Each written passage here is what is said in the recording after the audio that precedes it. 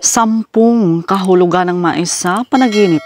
Una, nakakita ka ng maraming mais sa panaginip.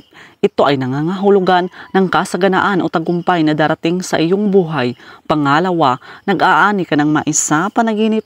Ito ay nangangahulugan ng pag-aani ng mga resulta mula sa iyong mga pagsusumikap at paghihirap. Pangatlo, nagtatanim ka ng mais sa panaginip. Ito ay nangangahulugan ng pagsisimula ng mga bagong proyekto o pagsisimula ng isang bagay na magbubunga ng tagumpay sa hinaharap.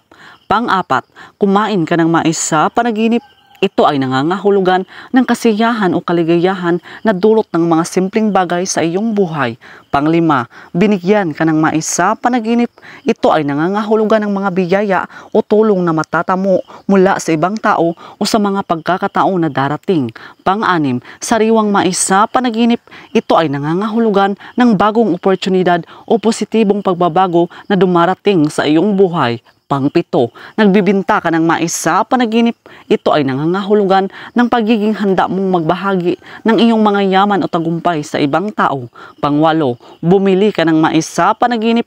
Ito ay nangangahulugan ng pagkuha ng mga bagay na kailangan mo para sa iyong ikauunlad o kasiyahan. Pang-siyam, bulok na mais sa panaginip.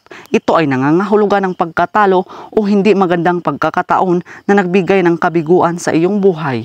Pang-sampo, itinapon mo ang mais sa panaginip. Ito ay nangangahulugan ng mga pagkakataon o bagay na hindi mo pinahalagahan at itinapon kaya't nawalan ka ng oportunidad. So yun lang po mga kaibigan. So please do subscribe and hit the notification bell para ma-update po kayo sa susunod na mga videos. Maraming salamat.